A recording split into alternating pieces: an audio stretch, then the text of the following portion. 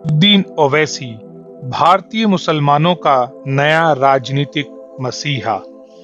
एक फायरब्रांड नेता हैं जो भारतीय मुस्लिम्स में बहुत लोकप्रिय हो रहे हैं।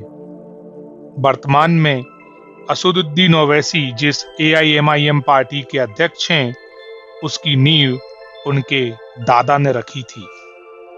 ओवैसी के दादा और पिता दोनों ही राजनीति में सक्रिय थे।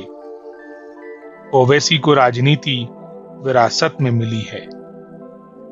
पेशे से वकील, ओवैसी हैदराबाद से 4 बार लोकसभा में चुने गए हैं। हैदराबाद की ये सीट 1984 से ओवैसी के खानदान के पास है। उनके पिता सलाहुद्दीन भी यहां से जीतते आए हैं।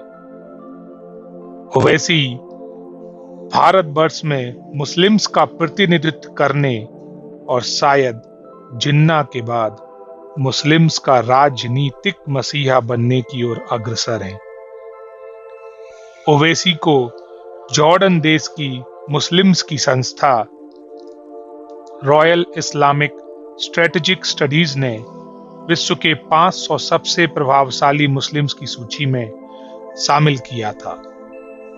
मिल्ली पेपर के अनुसार ओवैसी लोकसभा में अपने भाषणों के जरिए भारतीय मुसलमानों के बीच राष्ट्रीय स्तर पर व्यापक पैठ बना चुके हैं। ओवैसी को भारतीय संसद में भी प्रदर्शन के लिए संसद रत्न पुरस्कार से सम्मानित किया गया था।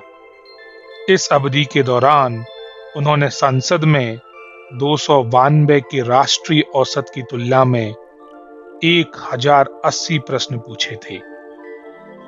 ओवैसी वैसे तो मुसलमानों के लिए राजनीतिक मसीहा बनना चाहते हैं, लेकिन उनकी ऐसी कई बातें हैं जो शायद बहुत से मुसलमानों को भी पसंद नहीं आएंगी।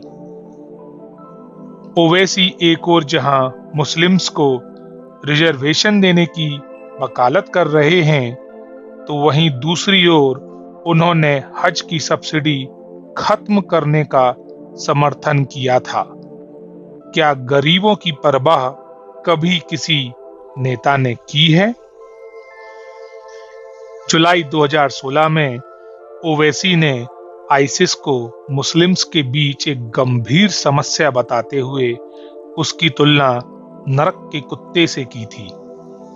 ओवैसी ने अपने भाषण में कहा था कि कुछ मस्जिदों से क्या कहा जा रहा है, क्या और कौन कट्टरपंथी जहर का नफरती इंजेक्शंस मुस्लिम्स को लगा रहे हैं, इसकी निगरानी होनी चाहिए। आईसिस से सहानुभूति रखने वाले लोगों को ये बातें शायद पसंद ना आए। ओवैसी ने भारत की 2011 की जनगणना में अहमदिया समुदाय को इस्लाम के एक संप्रदाय के रूप में शामिल करने के लिए केंद्र में अपनी नाराजगी व्यक्त की थी। शायद चंद अहमदियों के वोट से राजनीतिक भला नहीं होगा। ओवैसी ने यह भी कहा कि राहुल वायनाड से इसलिए जीते क्योंकि वहां की 40% आबादी मुस्लिम है। वो कहते हैं कि सेकुलर पार्टी वालों ने सिर्फ मुस्लिम्स का इस्तेमाल किया है। अब वक्त आ गया है कि मुस्लिम्स को अपनी अलग राजनीतिक ताकत बनानी चाहिए। ओवैसी और उनके भाइयों ने ऐसी कई बातें कही हैं जो हिंदू मुस्लिम्स की खाई को और बढ़ा सकती हैं।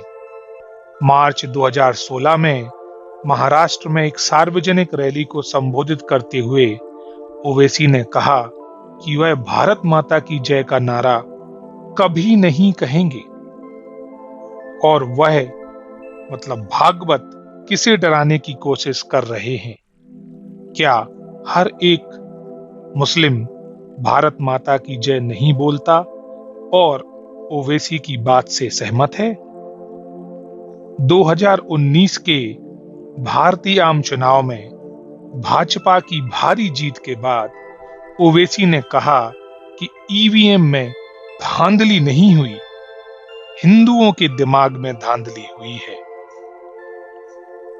तो क्या हैदराबाद के मुस्लिम्स के दिमाग में भी धांधली है, जो लगातार उन्हें जिताते आ रहे हैं? 2016 में ओवैसी ने तथाकथित इस्लामिक स्टेट आतंकवादी सेल के 5 सदस्यों को कानूनी सहायता प्रदान करने की कोशिश की। उनके ऊपर कई लोगों ने देशद्रोह के आरोप लगाए और एफआईआर रजिस्टर्स की। एक ओर आईसिस को कुत्ता कहना और दूसरी ओर ऐसे लोगों की मदद करना। सैयद वसीम रिजवी ने ओवैसी पर मुस्लिम युवाओं को कट्टरपंथी बनाने का आरोप लगाते हुए दावा किया कि वह अपनी पार्टी के माध्यम से युवाओं को गुमराह करने और आतंकवाद की ओर बढ़ाने की कोशिश कर रहे हैं। इन सब बातों के बाद भी आज भारतीय मुसलमान अगर ओवैसी की तरफ बढ़ रहे हैं तो इसका क्या कारण है? क्या ओवैसी एक दिन जिन्ना की जगह लेने में कामयाब होंगे?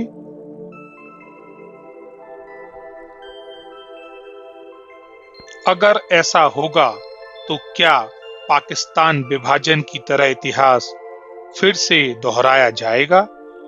आज पाकिस्तान की जनता की दुर्दशा कैसी है, ये हर कोई जानता है। फिर भी भविष्य किसी ने नहीं देखा।